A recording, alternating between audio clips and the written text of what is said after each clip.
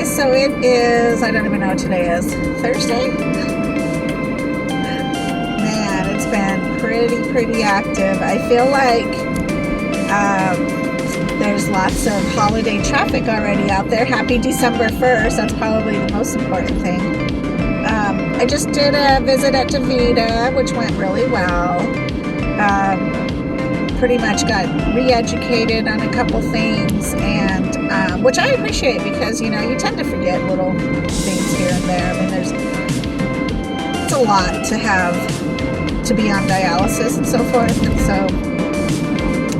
I just think that it's important to always be refreshed in your education when it comes to doing your exchanges or how to take care of yourself and why things work the way they do and that kind of thing.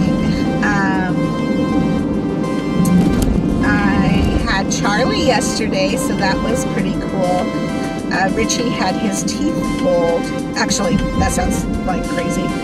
He had two, I think, of his teeth pulled in the back because they were, I don't know, doing something where his other teeth couldn't come in or something like that. So instead of Katie taking both of them, then I went ahead and took Charlie for the morning until about 3, and that was super fun. He is getting so much chunkier because he's able to eat now. You know, where before those 2 little teeth he had were such a burden and troublesome to him. And now that they are gone, he's able to eat, and he is trying to catch up.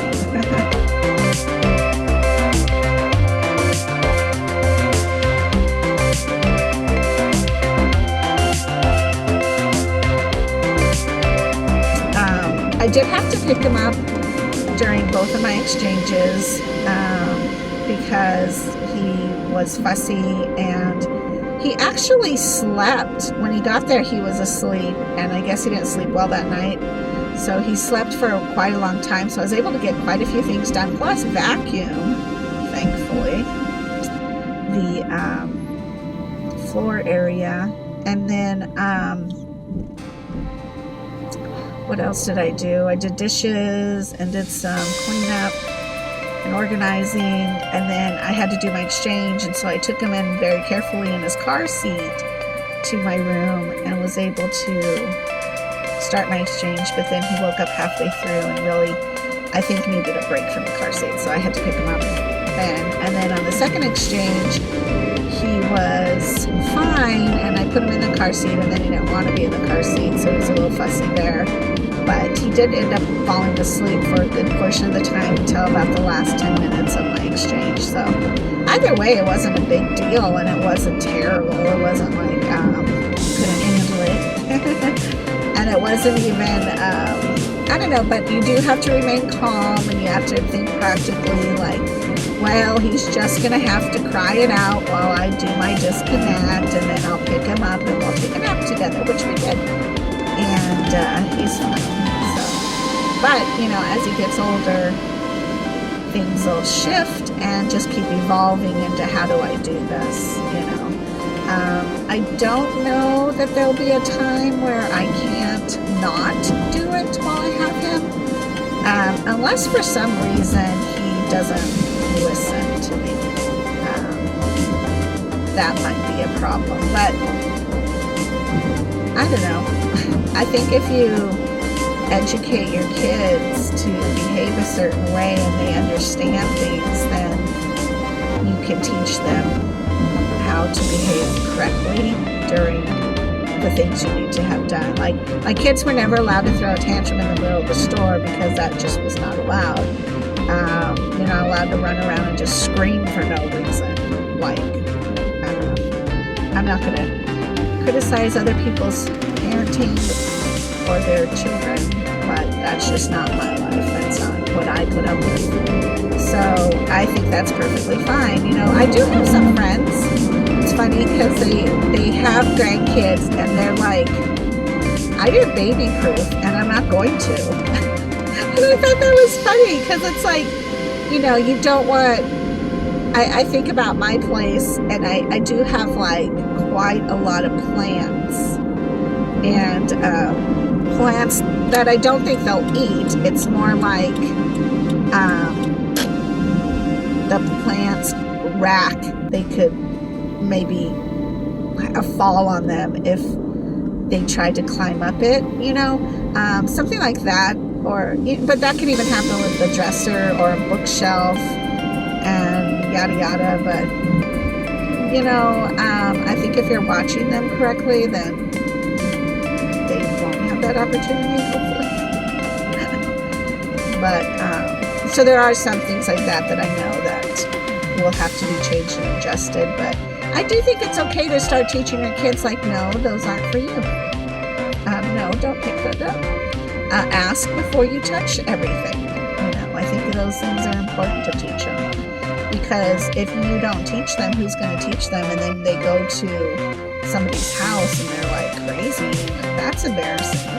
And I think too, sometimes people think, oh, little Johnny's just being really cute. Well, little Johnny doesn't get to be cute by touching and disrespecting other people's property. So if you don't teach little Johnny when he's little, when he gets big, he's not going to have any idea, and he's just going to be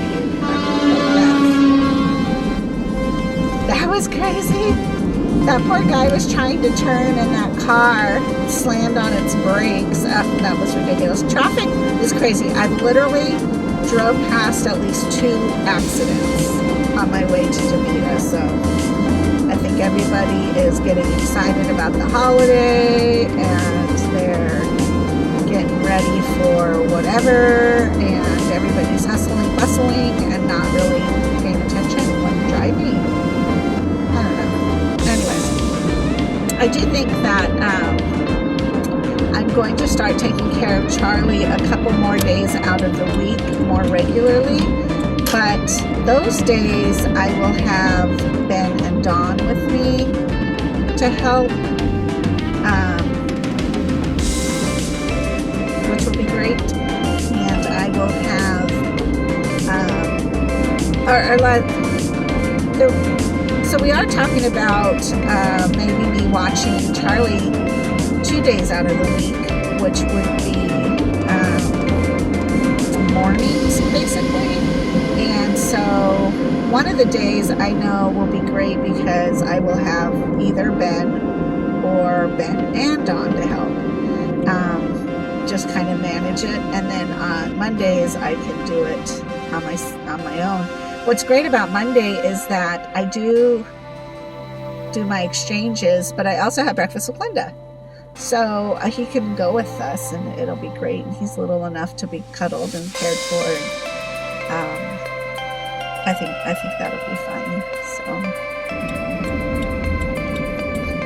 I think I feel the energy of the world right now because there's so much stuff that I need to get done. I'm way behind in videos for the music jams. I got a couple of videos for YouTube I need to vlog out there. I'm actually making fry bread today. That'll be fun because Ben especially loves fry bread. So I told him the next time he came I would make fry bread. And when I do make it, it's almost I have a hard time making it when it's just me and Ben. But now we have Donnie. But I'd rather just make quite a bit of it, and then I told the kids, I said, we're making fry bread, do you want me to bring you some? And they're like, yes, Mom. So I'm like, okay, so I'm going to drop that off over at Charlie's. And then I figured might as well make a big batch because a couple friends of mine who are singles, I'm like, I'll make you guys some fry bread and drop it by your places. So hopefully that'll work out. But I have to run into the store because it's like, oh shoot, I don't have this or this or this or this. I feel like I'm continuously running errands. And this whole week has felt like that, and I just really feel like I'm tired. Like I want to just sleep for a good day and a half. Interesting question was, Beth said, before you started dialysis, did you feel sick? I told her, I really didn't. I remember my kidney hurting quite a bit, like it was aching. But let me tell you, I was on that potassium level, like my level must have been high because it did ache. And I remember eating a lot of guacamole. And of course, at that point, I was eating a lot of spinach and kale because I thought, oh, these are good for you, right?